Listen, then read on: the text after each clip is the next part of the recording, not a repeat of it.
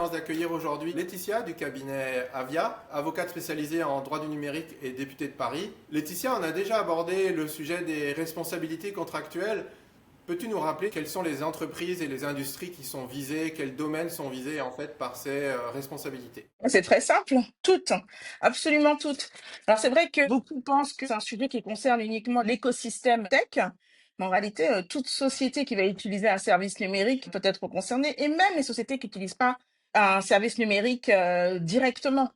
Donc c'est vrai qu'aujourd'hui, il y en a certains qui vont penser un petit peu à quelques sujets, au CGU. Ils vont penser peut-être à regarder, les licences SaaS, ils vont penser peut-être à avoir ce qu'on appelle un DPA, c'est un Data Processing Agreement.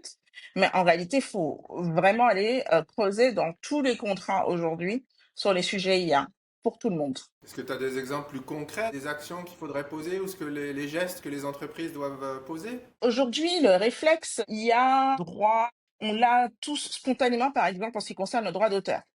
Sur les données, on va se dire à qui appartiennent ces données. Et ça, c'est quelque chose sur lequel je pense que ça y est, tout le monde s'est un petit peu formé au sujet, il y a les bons réflexes. Mais prenez un contrat très simple avec un prestataire qui va utiliser une IA pour pouvoir mieux automatiser la prise de décision. Eh bien, si cette prise de décision in fine, elle a des biais discriminatoires, si cette prise de décision, elle fait que je me sens lésée, si, l'utilisation de cet outil fait que le prestataire va devoir, se plugger, via une API sur des données, internes et qu'il y a une fuite de ces données parce qu'elles sont pas suffisamment protégées, eh bien tout ça, voilà, ce sont des clauses de responsabilité auxquelles il faut penser lorsqu'il y a le recours à l'IA. Et c'est pour ça qu'il faut toujours être très transparent sur le fait qu'on utilise une IA pour pouvoir l'appliquer dans absolument tous nos contrats. Je sens que les entreprises de toute façon sont en demande pour cette transparence et on la voit de plus en plus dans les échanges contractuels. Si on amène une vision un petit peu plus large en fait et internationale sur ces phénomènes, qu'est-ce qu'on pourrait recommander pour s'assurer qu'effectivement tout cet dynamisme soit fluide? Ce qu'il faudrait déjà, c'est une harmonisation, clairement.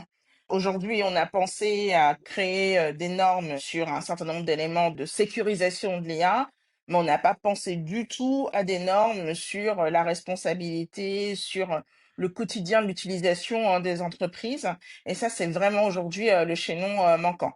Donc, il y a quelque chose à faire très, très clairement du côté des pouvoirs publics. Au regard de mon expérience, de ma pratique, de ce que je mets dans les contrats, il faut vraiment penser à 5 piliers. Des obligations, donc je disais de transparence, hein, de disclosure en ce qui concerne l'IA, de la question sur la titularité des droits, toujours, ça doit être très important. La question de la conformité, parce que c'est quelque chose qui doit devenir un élément d'exemption de responsabilité. Je ne comprends pas qu'aujourd'hui on puisse faire tellement de démarches en termes de responsabilité et que finalement on ne soit pas certain d'être exempt de responsabilité derrière. Et puis, des clauses relatives, à la sécurité adéquate et à la robustesse mise à jour des IA. Je pense que si on arrive à avoir un petit peu ce petit package dans une clause qui sera une clause typique qu'on retrouvera sur l'utilisation d'une IA qualifiée de sécurisée, en fait, avec ces 5 piliers et qu'on retrouve dans tous les contrats nationaux et internationaux, eh bien, on sera tous rassurés. Message est lancé au pouvoir public de chaque pays, mais aussi on se rend compte une harmonisation internationale entre les régions et les plaques géographiques. On l'a vu sur d'autres référentiels en cybersécurité.